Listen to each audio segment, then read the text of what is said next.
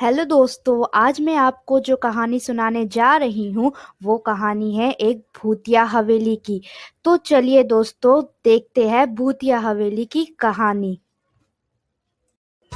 बहुत समय पहले रामपुर गांव हुआ करता था। उस गांव में एक बड़ा सा हवेली हुआ करता था। उस हवेली में जो जाता वो वापस नहीं आता, इसलिए उस हवेली को लोग भूतिया हवेली कहा करते थे। एक बार की बात है, उस हवेली में राजा रानी और उनका बेटा चिंटू और एक नौकरानी रहा करते थे। वो सभी बहुत खुशहाल जिंदगी गुजार रहे थे, लेकिन उनकी खुशी ज्यादा दिन तक नहीं रही। एक दिन बहुत बारिश बरस रहा था। चिंटू अपने कमरे में खेल रहा था और नौकरानी छुट्टी पे गई हुई थी और राजा रानी बालकनी में बारिश का आनंद ले रहे थे।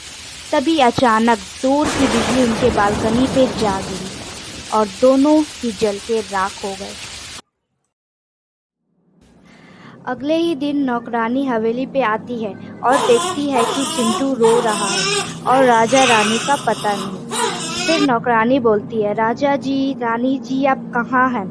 तभी उसकी नज़र बालकनी पे पड़ती है और वो देखती है कि दोनों जल गए। नौकरानी डर जाती है और वो चिंटू को लेकर भाग जाती है। तभी से राजा और रानी की आत्मा वहीं उस हवेली में भटकते रह गई और जो भी वहां जाता वो वापस नहीं आता। इसी तरह खौफ से कुछ वर्ष बीत गए। चिंटू अब थोड़ा बड़ा हो गया था। वो और उसके दोस्त एक दिन हवेली के पास वाले मैदान में खेल रहे थे। तभी उसकी बॉल उस हवेली में चले गई। सभी उस हवेली में जाने से डर रहे थे। तभी उनमें से एक दोस्त बोलता है,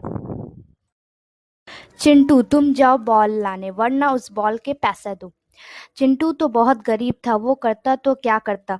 उसने हिम्मत जुटाई और बॉल लेने उस हवेली में चला गया। चिंटू जैसे ही बॉल लेने अंदर जाता है, तभी बाहर का मौसम बिगड़ जाता है।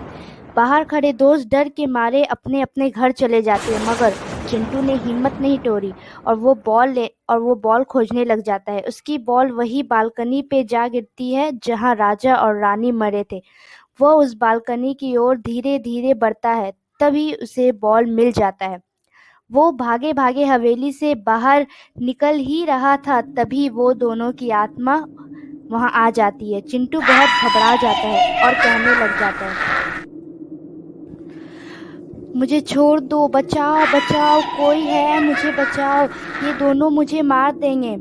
फिर आत्मा कहती है, तुम यहाँ आए, तुमने हमें हिम्मत दिखाई, तुम यहाँ तो आ गए मगर जा नहीं सकते।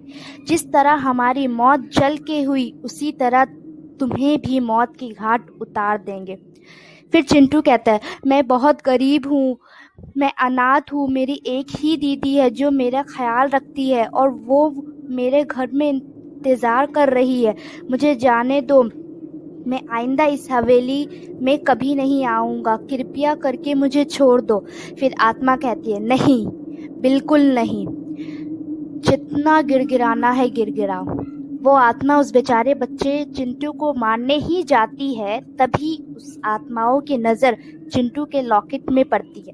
वो लॉकेट वही था जो उन्होंने बचपन में चिंटू को पहनाया था। तभी उन्हें याद आता है कि ये तो हमारा ही बेटा है। फिर आत्मा कहती है, चिंटू, हम ही तुम्हारे माँ बाप हैं जो तुम्हें बचपन में ही छोड़ के चले गए थे। फिर चिंटू कहता है, माँ, बाबा, मैंने आपको कितना याद किया, अब मुझे देखो, मैं बिल्कुल अनाथ हो गया हूँ। सब खुश हो जाते हैं और रानी कहती है, बेटा, वो तुम्हारी दीदी नहीं, हमारे घर की नौकरानी हुआ करती थी, तुम उसे जाकर हमारी तरफ से धन्यवाद कह देना।